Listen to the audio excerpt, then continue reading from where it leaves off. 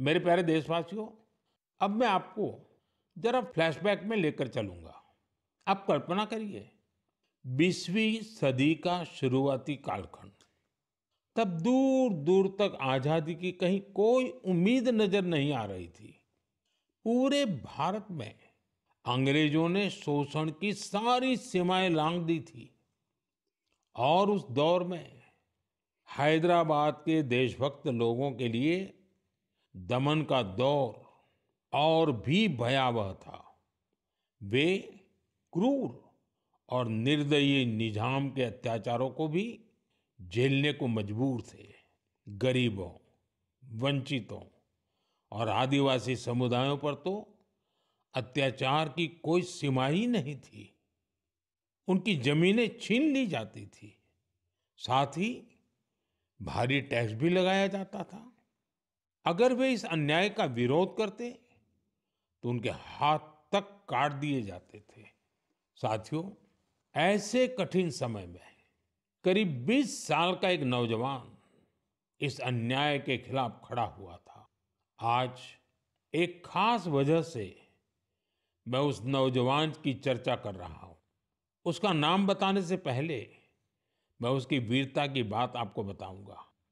साथियों, उस दौर में जब निजाम के खिलाफ एक शब्द बोलना भी गुनाह था, उस नौजवान ने सिद्दीकी नाम के निजाम के एक अधिकारी को खुली चुनौती दे दी थी।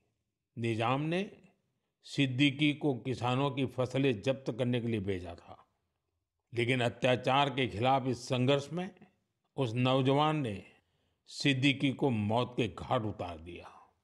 वो गिरफ्तारी से बच निकलने में भी कामयाब रहा। निजाम की अत्याचारी पुलिस से बचते हुए वो नौजवान वहां से सैकड़ों किलोमीटर दूर असम जा पहुंचा। साथियों, मैं जिस महान विभूति की चर्चा कर रहा हूं, उनका नाम है कोमरम भीम।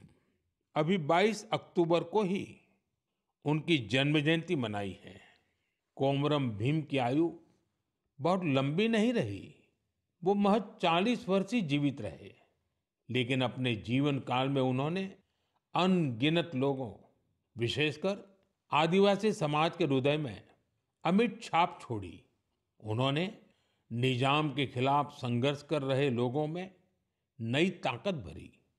वे अपने रणनीतिक कौशल के लिए भी जाने जाते थे। निजाम की सत्ता के लिए वे बहुत बड़ी चुनौती बन गए थे। 1940 में निजाम के लोगों ने उनकी हत्या कर दी थी। युवाओं से मेरा आग्रह है कि वे उनके बारे में अधिक से अधिक जानने का प्रयास करें। कोमरम भीम की ना विनम्र निवाली आयन प्रजल हृदयालो एप्पटिकी नीलीची उंटारू। साथियों, अगले महीने की 15 तारीख को हम जनजातीय गौरव दिवस मनाएंगे। यह भगवान बिरसा मुंडा जी की जयंती का सुअवसर है।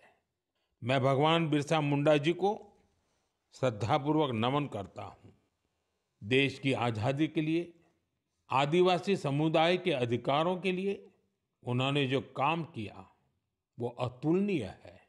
मेरे लिए ये सौभाग्य की बात है कि मुझे झारखंड में भगवान बिरसा मुंडा जी के गांव उलीहातू जाने का अवसर मिला था।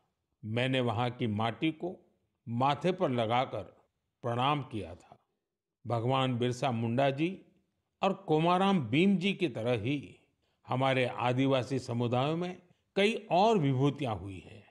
मेरा आग्रह है कि आप उनके बारे में अवश्य पढ़ें।